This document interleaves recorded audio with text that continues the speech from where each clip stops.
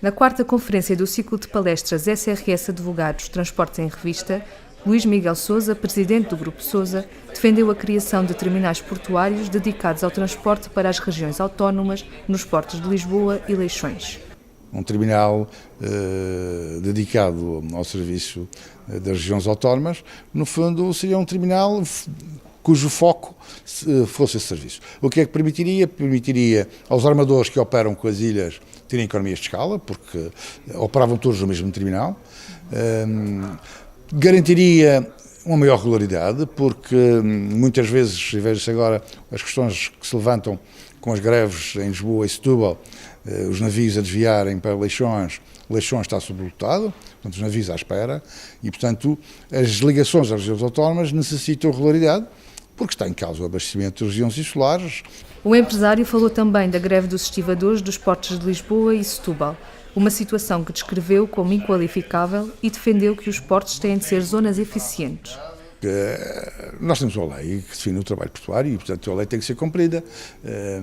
Logicamente que não é possível funcionarmos só com quadros privativos das ETPs, é preciso mão de obra que tem contrato a prazos, a própria lei define. A própria lei define que mais de 120 contratos por ano possam passar aos quadros das ETPs ou das empresas portuárias, dos operadores portuários, e portanto é cumprir a lei. Portanto, nós não podemos cair numa situação em que temos elevados contingentes de mão de obra sem ocupação.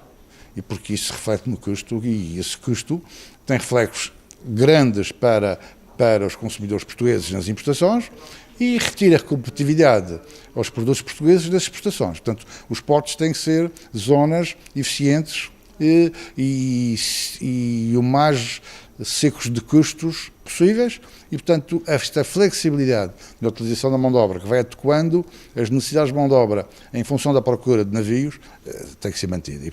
Sobre a tendência de concentração de grandes armadores, Luís Miguel Sousa afirmou que os nichos de mercado serão a solução para a sobrevivência das empresas mais pequenas. O mundo ficará dividido entre mega armadores e pequenos armadores. Pequenos não são pequenos como isso, porque os transshipments de há 10 anos ou há 15 anos eram feitos com navios de 100, 200 teus.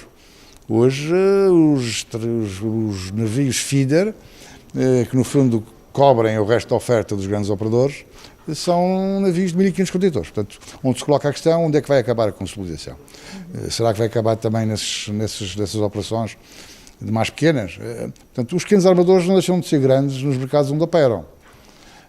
São pequenos à escala global. E, portanto, vão continuar a poder competir, na minha opinião, vão conseguir garantir uma proximidade ao cliente maior dos pequenos mercados, tem uma visão dos pequenos mercados muito mais ágil, são empresas muito mais pequenas, em que muitas vezes a ligação pessoal é muito importante.